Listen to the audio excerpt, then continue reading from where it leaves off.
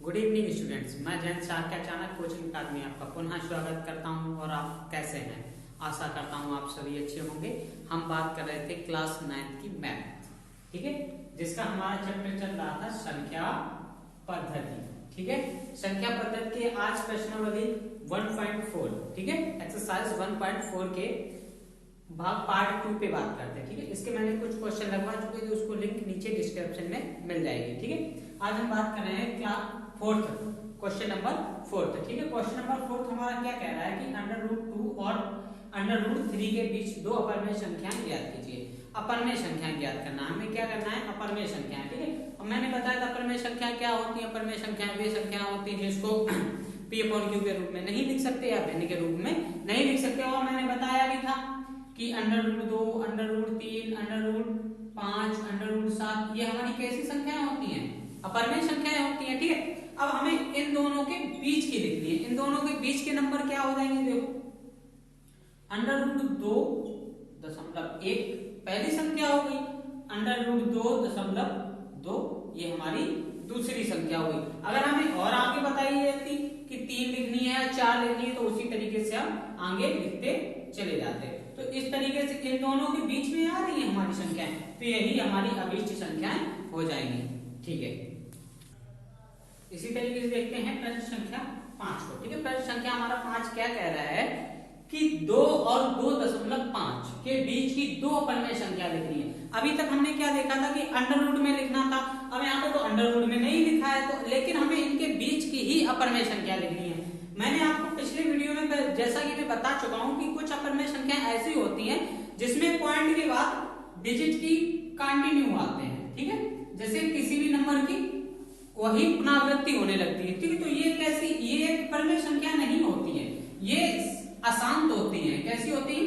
अशांत दशमलव प्रसार होता है। और अपरमेय संख्या की बात करें तो इनके बीच में कुछ नंबरों का लगातार पुनरावृत्ति नहीं होती है, उनके बीच में कुछ ना कुछ गैप होता है। तो इस तरीके से इनके लिखने के लिए क्या करेंगे? हमें 2 से लिखना है, तो 2.1 0 1, फिर लिखेंगे 0 0 1 0 0 1 0 0 0 0 1। इस तरीके से हम ये संख्याएं आगे लिखते चले जाएंगे। अब यहाँ पे देखो, कहीं नंबरों की हमारी पुनरावृत्ति हो रही है? नहीं हो रही। अगर पुनरावृत्ति हो रही होती तो हम उसको परमेय संख्या के रूप में व्यक्त कर सकते थे, लेकिन अब हम इनको परमेय संख्या के व्यक्त कर सकते नहीं कर सकते। ये संख्या कैसी है? हमारी अपरमेय संख्या। ये तो हो गई हमारी पहली संख्या। इसी तरीके से अगर दूसरी संख्या लिखनी हो तो कैसे लिखेंगे? 2.201, फिर 0 0 1, फिर 0 0 1, फिर 0 0 0 1। अगर और तीसरी हमारी संख्या पूछी जाती तो क्या लिख देते? 2.3 0 1 0 0 1, 3 बार 0, फिर 4 बार 0। इस तरीके से ये संख्याएं हमारी अपरमेय संख्या लिखी जाती हैं। ठीक है, ये बात आप क्लियर रखना। हमें केवल 2 संख्याएं बताई तो हमने ये 2 संख्याएं हो गई हैं। ठीक है, इसी तरीके से देखते हैं प्रश्न संख्या 6 को। प्रश्न संख्या 6 क्या कह रहा है कि 1 और 2 के बीच एक अपरमेय संख्या लिखनी है। 1 और 2 के बीच केवल एक अपरमेय संख्या हमको ज्ञात करनी है। ठीक है, अपरमेय संख्या इन दोनों के बीच अगर देखा जाए तो √2 आ जाती है, √3 आ जाती है, तो 1 लिखनी है। 1 क्या हो जाएगी? √2। अब आप कहेंगे सर आपने ये तो डायरेक्ट लिख दिया, कैसे लिखा? इसको प्रूफ करना है। देखो कैसे, √2 का मान क्या होता है? 1.4142 करके इनफिनिट ऐसे जाता है, इनफाइनाइट है। ठीक है, अनंत तक जाता है। इसके बाद अगर √3 का मान देखें तो 1.7321 यही जाता है। अब देखो 1 के बाद 1.4 ये आगे संख्याएं बढ़ रही हैं, इसके बाद यही संख्याएं हमारी तो बढ़ रही है। यहाँ पे तो 1 है, अब 1 और 2 के बीच में ही तो ये दोनों संख्याएं हैं हमारी, तो इस तरीके से ये हमारी संख्या हो जाएगी। ठीक है, और अगर दूसरी संख्या पूछी जाती तो √3 हो जाती। इसी तरीके से हम संख्याएं ज्ञात करते हैं।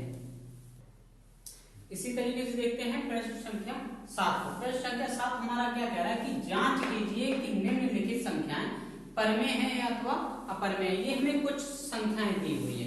ठीक है, इसको हमको बताना है, जांच करके बताना है इनको कि ये हमारे परमेय है या अपरमेय है।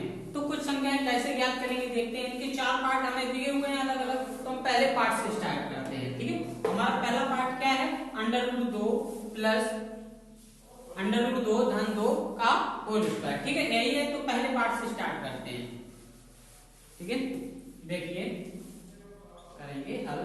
क्या हो जाएगा 2 धन 2 का होल स्क्वायर। ठीक है, इससे पहले आपने a प्लस बी का होल स्क्वायर पढ़ा है। ठीक है, क्या होता है देखो a square plus B square plus 2ab, यह तो हम छोटी क्लास से पढ़ते हुए आ रहे हैं। ठीक है, अब एक इसका ही प्रयोग करना है हमें यहाँ पे। ठीक है, अब यहाँ पे देखो अंडर रूट 2 का होल स्क्वायर 2 का स्क्वायर धन 2 गुणे 2 गुणे अंडर रूट 2, यही हो जाएगा हमारा। ठीक है, तो 2 का स्क्वायर से अंडर रूट कैंसिल हो जाएगा तो कितना बचा 2, और 2 का करेंगे तो 2 दूनी 4, यहाँ पे करेंगे 2 दूनी 4 और अंडर रूट 2।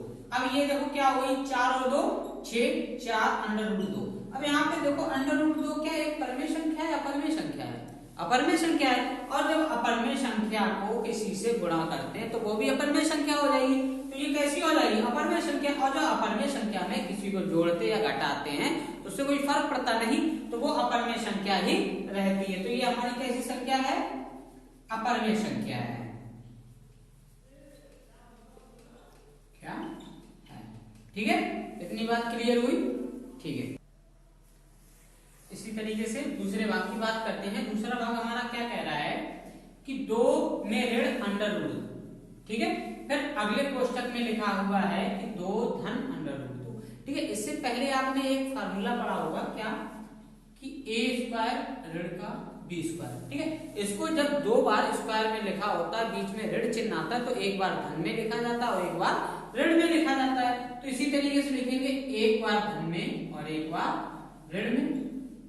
ठीक है, अब देखो क्या ये हमारा इस सवाल पर फार्मूला पुट होता है, बिल्कुल होता है। तो अब इसको जब इसको इस रूप में, इसको इस रूप में, तो इसको इस रूप में लिखा जा सकता है। इसको हम इस रूप में लिख लें तो देखो क्या हो जाएगा 2 का अंडर रूट 2 का।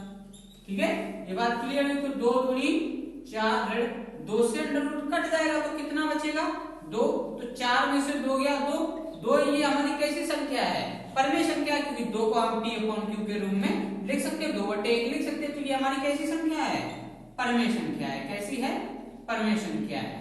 ठीक है, ये बात क्लियर हुई। इसी तरीके से नेक्स्ट पार्ट को देखते हैं। नेक्स्ट पार्ट हमारा क्या कह रहा है,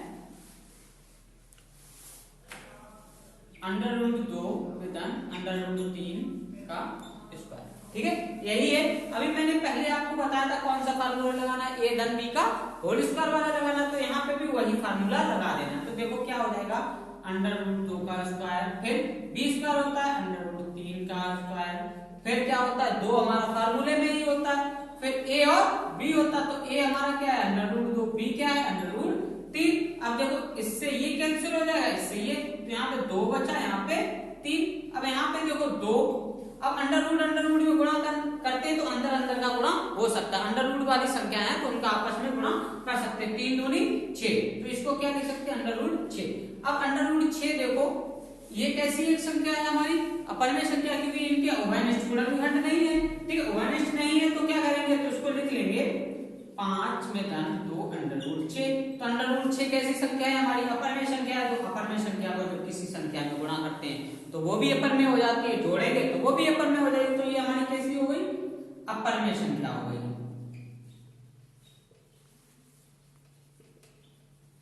ठीक है, इतनी बात क्लियर हुई। ठीक है, इसी तरीके से देखते हैं इसका चौथा भाग। चौथा भाग क्या कह रहा है, 3 धन अंडर रूट 2, अगले कोष्टक में 2 ऋण अंडर रूट 3। ठीक है, 3 ऋण अंडर रूट 2 और 2 धन अंडर रूट 3। अब इसको हमको जो एक से है उनको साथ में लिखना है, ये और ये देखो एक साथ सेम सा है, इसको साथ साथ लिखेंगे और इसको लिख लेंगे। तो इसको क्या लिखेंगे 3 धन अंडर रूट 2, ये क्या हो जाएगा 3 ऋण। ठीक है, इसी तरीके से इसको लिख लेंगे 2। ठीक है, 2 धन, अब इसमें कौन सा फार्मूला लगाएंगे, a स्क्वायर माइनस का b स्क्वायर। ठीक है, अब देखो एक बार प्लस में लिखना होता है और एक बार माइनस में लिखना होता है। ठीक है, ये क्या हो जाता है a स्क्वायर माइनस का b स्क्वायर। ठीक है, यही हमें यही फार्मूला पुट करना है और उसको इस रूप में बनाना है। ठीक है, यहाँ पे देखिए ये दोनों सेम से हैं और इसको। ठीक है, तो ये क्या हो जाएगा 3 का स्क्वायर अंडर रूट 2 का स्क्वायर। ठीक है, ये एक बार में लिख लेते हैं। इसी तरीके से इसको लिखेंगे अंडर रूट इसका स्क्वायर हो जाएगा और √3। ठीक है, ये बात क्लियर हुई। इसके बाद इसका करेंगे 3 से का 9 स्क्वायर कैंसिल। ठीक है, तो कितना हो गया 2। अगले क्वेश्चन में देखते 2 दूनी 4 हो गया, स्क्वायर से अंडर कैंसिल, तो कितना बचा 3। अब देखो 9 में से 2 जाएगा, कितना बचेगा 7। यहाँ कुछ नहीं है तो क्या है गुणा। ठीक है, तो 4 में से 3 गया, कितना बचा 1। 7 1 7।